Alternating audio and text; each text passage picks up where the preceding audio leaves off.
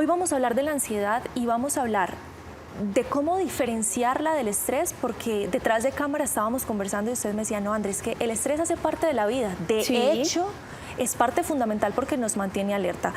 ¿Qué es la ansiedad y la relación con el estrés? Listo, entonces empecemos como a poner todo en su lugar. Por principio, la ansiedad es una emoción.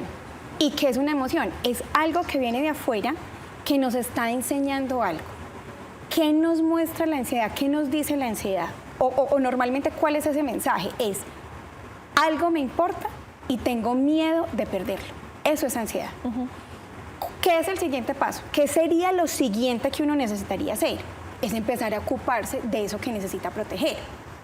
Y hay momentos de la vida, una mamá en recién posparto. Claro. Entonces está con esas hormonas a tope, está conociendo de manera ya extrauterina a ese bebé y fuera eso no está durmiendo. Entonces eso es un proceso, digamos que adaptativo, ¿cierto?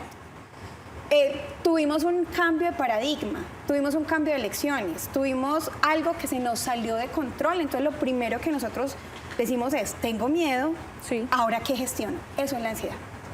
¿Cuándo se nos sale de las manos? ¿Cuándo deja de ser patológico? ¿Cuándo empieza como en esa línea de lo patológico? Entonces, cuando empiezan lo que se llaman las ideas recurrentes, es decir, empieza una idea a martillarme y no me deja como generar. Cuando se me empieza a alterar el sueño por estar pensando en ese proceso. Y la alteración del sueño es solo una de las consecuencias que tiene eso, porque también lo hablábamos, puede haber incluso complicaciones cardíacas, taquicardias. Por ejemplo, ¿cuáles serían los síntomas que uno pensaría como, venga, esta ansiedad ya se salió de ser una emoción que me está diciendo tengo que gestionar algo, a cuándo se me está saliendo a el rango de tengo que buscar ayuda? Entonces, cuando empezamos con el insomnio, cuando sentimos taquicardia, cuando empezamos a sentirnos con fatiga, cuando estamos irritados, cuando nuestra cotidianidad y nuestra vida está en son solamente de ese tema, cuando ya mis relaciones interpersonales empiezan a afectarse. Entonces ahí sí hay que decir, venga, tenemos que gestionar esto de manera distinta. Ahora, ¿cómo llegamos a un proceso de ansiedad? Porque son como, digamos, diferentes caminos. Entonces, uno, cosas externas que yo no he gestionado.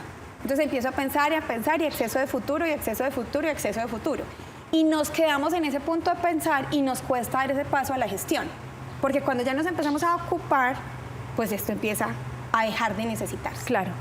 Otro punto donde podemos llegar a la ansiedad, un proceso de un exceso de estrés. Ahora, ¿qué es el estrés? Que es otra palabra que está muy de moda. Que no solamente está muy de moda, sino que yo estoy pues segura que muchos de los televidentes han ido a consultar por múltiples cosas a sus médicos y terminan como, venga, es que usted está estresada. Y la solución es ninguna. Claro. ¿Cierto? Entonces, tenemos que empezar como a darle todo el lugar. Entonces, primero, ¿qué es el estrés? El estrés es la herramienta evolutiva natural por excelencia. Es lo que nos ha permitido llegar hasta ahora, hoy, como raza humana. Y es lo que tenemos necesario para poder subsistir. ¿Por qué se desencadena?